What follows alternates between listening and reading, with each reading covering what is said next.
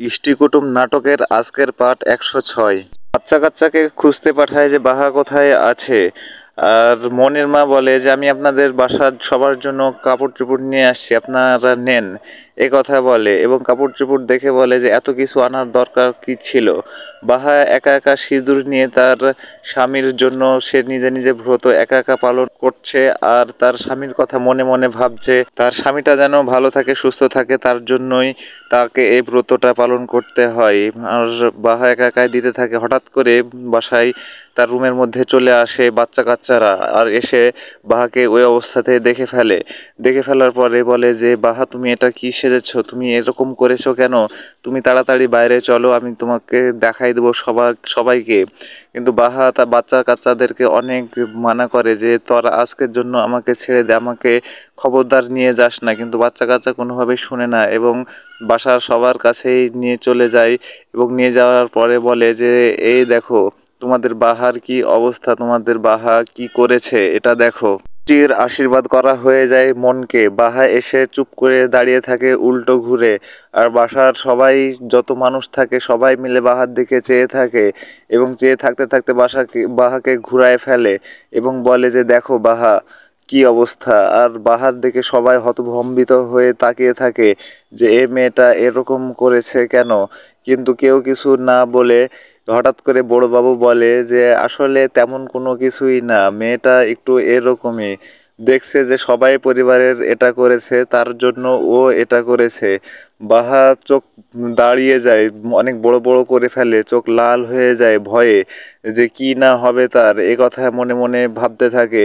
পড়চির মুখের দিকে তাকিয়ে থাকে অনেক বড় বড় করে, চোখ লাল করে। আর অর্চি বাবুর মুখ একদম ফ্যাকাশে হয়ে যায় ভয়ে যে আসলে কেমনটাই না হবে কি না হবে, কেউ কিছু বলার থাকে না। কমলিকার মা বলে যে আসলে কুমারী মেয়ের যে সিঁথিতে সিঁদুর আর হাতে শাখা দেওয়া যায় না, এটা কি জানে না? এত কিছু জানার পরও এটা তো অন্তত জানা উচিত ছিল। আর বড় কাকাবাবু হেসে উড়ে দেয়, আরে পাগলি মেয়েটা এরকম সবাইকে করতে দেখার জন্য করেছে, তাছাড়া তো এরকমটা করতোই না। এইভাবে থাকতে থাকতে বাহা কান্না শুরু করে দেয়। বাহার চোখ দিয়ে অঝরে পানি পড়তে শুরু হয়ে যায়। আর সেটা দেখে অমনি কমলিকা চলে যায় বাহার কাছে, যে বলে যে না ঠিক আছে, যা হওয়ার হয়েছে, তো এত কান্নাকাটি করো না, চুপ করো। এ কথা বলতে থাকে বাহামণিকে। আর বাহামণির কোনোভাবে কান্না আর থামতেই থাকে না। বাহামণির একদম চোখ দিয়ে যেন ঝর্ণা বেয়ে চলে। মন বলে যে হয়েছে বাবা, এত কান্না করছো কেন, এত কান্না করার কি আছে, এত কান্না করো না তো, চুপ করো তো, এ কথা বলে বাহাকে। বাহা তখন চুপ হয়, কান্না আর করে না। কিন্তু বাহাকে এসে পরিবারের সবাই মিলে অনেকটাই বোঝায়। মন অর্চির কাছে যায়, যাওয়ার পরে বলে দেখো না মেয়েটা কেমন জানি ভুল করছে, তাই বলে এত কান্না করতে হবে? বাহার মাথায় হাত বুলিয়ে দিয়ে সবাই বলে যে মা কিছুই হয়নি, তুই কান্নাকাটি করিস না। পরিবারের সবাই মিলে বাহাকে অনেকটাই বোঝায় এবং বাহা বলে যে ঠিক আছে আমি আসছি কিনে। কথা বলে বাহা তার রুমের দিকে চলে যায়। চলে যাওয়ার পরে বাহা তার রুমের ভিতরে ঢুকে বাহার আর কোনোভাবেই পা ওঠে না। বাহা মেঝেতেই চুপ করে বসে পড়ে। আর বসে বসে ভাবে যে এটা কি হলো, এটা কি হতে যাচ্ছিল এখনই।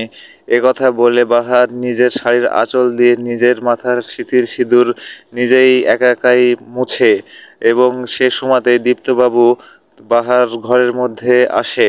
বাহা বুঝতে পারে যে দীপ্তবাবু আসছে, দীপ্তবাবুর দিকে তাকায়, কিন্তু বাহার চোখ দিয়ে পানি ঝরতেই থাকে।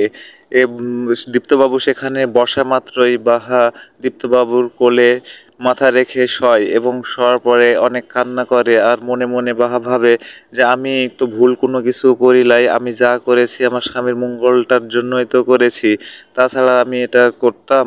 এ কথা বাহা মনে মনে ভাবতে থাকে। পরিবারের সবাই মিলে বসে আমোদ করে এবং মনে দাদিকে থাকার জন্য বলে, কিন্তু মনে দাদি বলে যে না, আমার মেয়েটা অসুস্থ, আমাকে চলে যেতে হবে। এ কথা বলে। সে মুহূর্তে বাহা সেখানে চা নিয়ে আসে এবং আসা মাত্রই বলে যে বাহা তুমি এসেছো, এ কথা বলে। এ কথা বলার পরে মনের মা বাহাকে বলে যে বাহা তুমি তো একটা কাজের মেয়ে এ বাসার, তাই না? এ কথা বলাতেই বড় কাকাবাবু অনেকটাই রাগ করে। রাগ করে বলে, আসলে বাহা কাজের মেয়ে বলতে বাহা তো শুধু এ বাসায় একা নাই, বাহা তো বাহা আসার আগে অনেক লোকজন বা অনেক ছেলে মেয়েও আমার বাড়িতে এসেছে, কাজ করেছে, তারা জীবনে অনেক কিছু করেছে, কিন্তু আমাদের বাড়িতে যে কাজ করতো সে পরিচয়ে তো বড় হয়নি, আমাদের বাসার পরিবারের মেয়ে বা ছেলে হিসেবেই বড় হয়েছে। বাহার ক্ষেত্রেও সেই হবে, বাহাও প্রতিষ্ঠিত হবে, ভালো কিছু করবে, তখন আমাদের পরিচয় আর বাহাকে দেওয়া লাগবে না। এ কথা বলা মাত্রই সবাই চুপ হয়ে যায় এবং আর কেউ কোনো কিছুই বলে না, বাহাও কিছু বলে না।